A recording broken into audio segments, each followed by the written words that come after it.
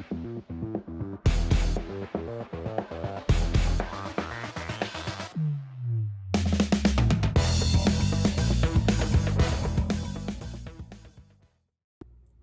guys, welcome back to the show. Thanks for tuning back in.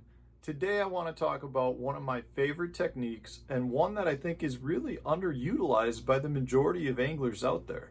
This technique was one that allowed me to catch a ton of fish during my tournaments, and it allows me to cover water quickly that normally might take me a lot longer to fish thoroughly. And the technique that I want to talk about today is the Neko Rig. Specifically, the Neko Rig is just taking your normal wacky rig bait, and instead of just fishing it weightless, you insert a nail weight into the bottom of it. And you can use any plastic bait that you want. I think most people attribute it to just a stick bait like this Max Scent General, which is one of my absolute favorite baits to use as a Neko Rig. But you can use whatever you want. You can use something like this hit worm. You can use, some robo worms, and you can go super upsize it with a really big worm. So I just want to talk to you about how easy it is to set it up and some of the advantages to it. Now, first off, like I said, all you're doing is taking whatever worm it is that you wacky rig. So in this case, you take your hook, whatever your hook is, and you put it right in the middle of the bait. And that's a normal weightless wacky rig. If you take your weight and you insert it into either side of your bait, now you've got what would be termed a Neko Rig. For me, I like to put it in the fat side of the bait versus the thin side. And instead of inserting it straight down in the worm, like a lot of people would say, I like to actually go through, I like to start on the inside of the worm and just push it in. And if you just push it in from the inside, what that's going to do, let me get that down in there. Okay, just like that. So now what that's going to do for me is it's going to save me a lot of weights. If you go from the end of the worm, you're going to end up having a lot of those weights pull out. In this case, because I've gone through the middle, that weight's not going to pull out nearly as much. So it's going to save you a ton of weights. And if you're using tungsten weights, that's a lot of money in a day's worth of fishing. The other thing that I like to do is I like to have it so that the tip of the tungsten weight or the lead weight sticks out just a little bit. And the reason for that is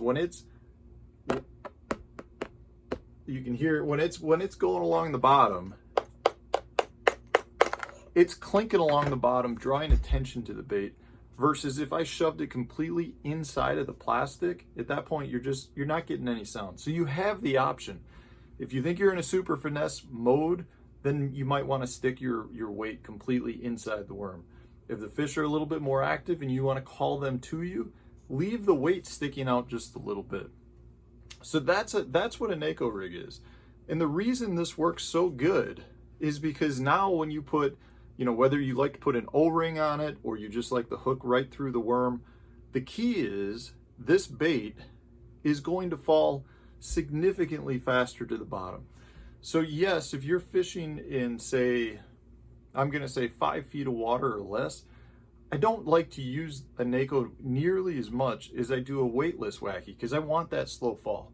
But when I'm fishing in deeper water, I like to have the Neko because now it gets me to the bottom, which is where those fish are holding the majority of the time. Not always, a lot of times they're suspended, but usually your most active fish and the majority of your bites are going to come on the bottom.